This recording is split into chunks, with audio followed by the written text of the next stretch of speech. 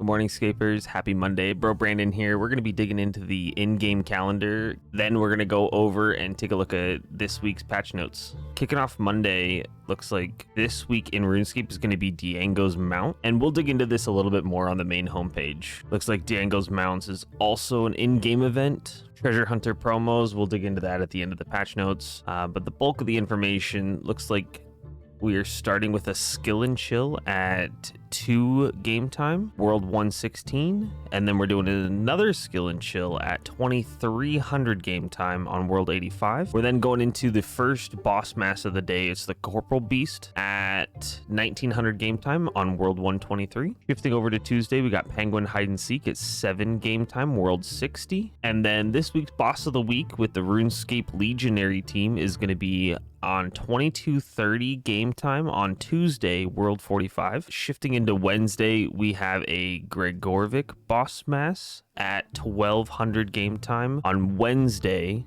World 35. We then go into a Croesus Learner event. If you've never done Croesus, this is a great time to check it out. 1800 game time, World 76. Moving into another Penguin tour. That's going to be at 2000 game time on World 60. If you've never done a Penguin tour, Penguins actually give a crazy amount of XP. So if you've never done this, definitely tune in. It's going to be the Friends Chat Miss Misty. You can find all the info in the in-game calendar. Shifting into Thursday, we got next boss mass. That's going to be at 1700 game time on World 35. And then to end Thursday, we have a skill and chill in Fort Furin 3 on 1900 game time at World 116. Friday is kicking off probably the heaviest, definitely the heaviest day of the week. Friday, starting off with a Kriara boss mass, specifically hard mode. That is going to be on World 35 at 1600 game time, followed up by a next Angel of Death boss mass. That's going to be at 1 game time on World 66. Going into a Mega Duck hunt. We talked about this a little bit last week, but the Mega Duck is a fun little boss pet that's super cute and fun to do if you don't have anything going on. 1800 game time, World 39. The Mega Duck hunt is super fun, and you can even get a little pet out of it. Another next Angel of Death boss mass Friday at 2000 game time, World 88. Followed up by Vindicta and Gorvik learner event, so specifically to try and learn more about the Vindicta fight, maybe how to get better rotations, speed up your kills. That's going to be at 2130 game time at World 76. And then a weekly wisdom exchange. Now this one's a little bit new to me, but this is going to be with the RS Discord mentors. That's going to be at the Birth Rope Lodestone at 1600 game time at World 3. So this, I believe, is one of the first events that the actual RS Discord mentors are going to be hosting. So definitely tune in. I'm super curious to see what they do with this. Shifting into Sunday, we have Boss of the Week with Vorkath normal mode. That's going to be the RS Discord Legionary team. That's going to be at 1745 game time, World 45. We then go into a next boss mass, not AOD, regular next 1800 game time, World 10. Then is followed up by a next Angel of Death boss mass at 1900 game time, World 46. Penguin Hide and Seek Sunday at 1915 game time, World 60. One big clarification: if you did join the earlier Penguin tour, this is another Penguin tour. However, it is across the week, so this would cover 2 weeks of Penguin tours. So if you did the one earlier in the week, it is still worth doing this one, and it is fantastic XP. And ending Sunday is going to be a Calfight King boss at 2000 game time on World 88. That wraps up all of the events in RuneScape this week. Let's shift over to the website and see what's going on in the patch notes. Looks like this week they're calling this April Comes Early this week in RuneScape, which is hilarious because they're dropping it on March 31st. Looks like PSA update will launch alongside the completion of the scheduled maintenance. That's going to happen by the time I can get this video out. Getting prepped for the next step in the desert questline, and check out Diango's next adventure. This is going to be the April Fool's event. Howdy partners, mounts have finally moseyed their way unto Gillinor, and old Diango has gotten the reins for them. Head on down to the Lumbridge Crater all this week to prove your mounted prowess. Looks like an upcoming quest. We are continuing the desert quest. the Pharaoh's Volley. Get ready for the next chapter in the Return to the Desert trilogy with Pharaoh's Volley, launching this time next week on April 7th. So next week, Monday release is going to be a new quest, continuing the story of Beneath Scabrous Sands. Your journey back to Menaphos, teaming up with Ozan and Leela to uncover Pharaoh Osman's betrayal. Within the city's future at stake, it's up to you to unite the ruling council against a Masket. If you want to use this week to get ready for the next installment of the Desert Trilogy, check out this previous blog for all the requirements for Beneath Scabrous Sands and to get up to speed. So let's go take a look at that real quick. Where do we start? So it looks like it starts in the main Imperial District of Menaphos. It looks like you need Ode to the Devourer,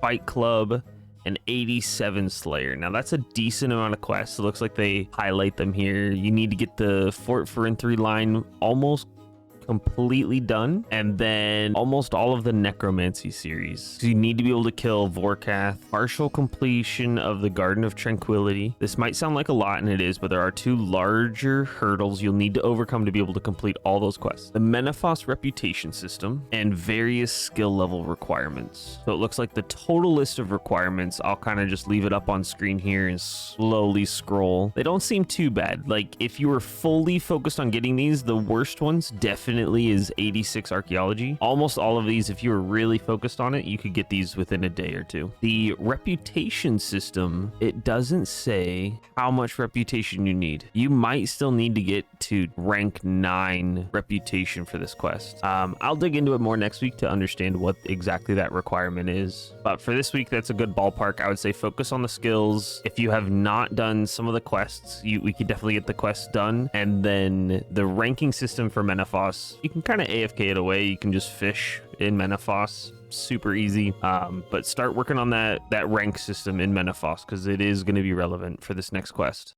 It's like patch notes, general, the gnome ball and skull can no longer be placed in the wilderness no matter of the player's PvP status. See, this is good. There was a post going out on Reddit where people were using these items to hide in the wilderness and kill people, specifically people running to the wilderness for rune crafting. This is really good. Resolve the issue allowing players to use Luke's leg as an AFK skilling method that never depletes. Yeah, that's not good. Remove references to the lumberyard in succession. Spooky token models have been adjusted to resolve a visual issue. A rift to the astral altar has been added to the abyss that can now be used after completing the lunar diplomacy quest. That one's really good. I hated running those with the runic attuner because there's no teleport in the abyss. That is awesome. Engine fixed an issue affecting players with AMD Ryzen 7 6800 HS series CPUs. I believe I was trying to do some Golden Daredevil attempts, and I believe that this was the cause. We had people that would just randomly disconnect while bossing. Golden Daredevil is a solid 20 to 40 minute commitment with a really good team, and they continued crashing, and we found that the AMD chipset was the only consistent piece of hardware between these guys. Different internet providers, everything, but these two people continually crashed.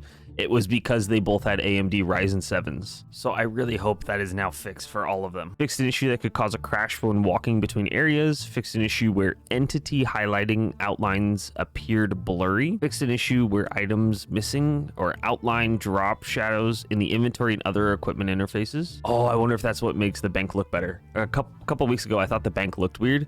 I bet you that's what it is. Fixed an issue where some effect animations interrupted other animations. Fixed an issue that caused some message boxes to have corrupted borders. I bet, so just cleaning up how icons look, which I think is fantastic. Treasure Hunter Calendar, the Ultimate Showdown. It's time for the Ultimate Showdown. Freely choose between the Solstice, Soul, and Phoenix showdowns. Each showdown offers their own sigils, which can be exchanged for rewards as they have a chance to drop. The Running Scared Walk is making a return, as well as the Boulder Pet. The Community Showcase, these are definitely the coolest things. Looks like somebody made their own Combat Mastery Achievement Light, which is awesome. I think Blue's the Hard. Hunting through the wilds with Bando's greatsword build would go pretty hard. That would be really cool. I could see some awesome cinematics with that. The art is always amazing. RuneTube. Yaki is back on the Iron Man, rebuilding from scratch. We got the Aurora Borealis. It's the Aurora Skybox.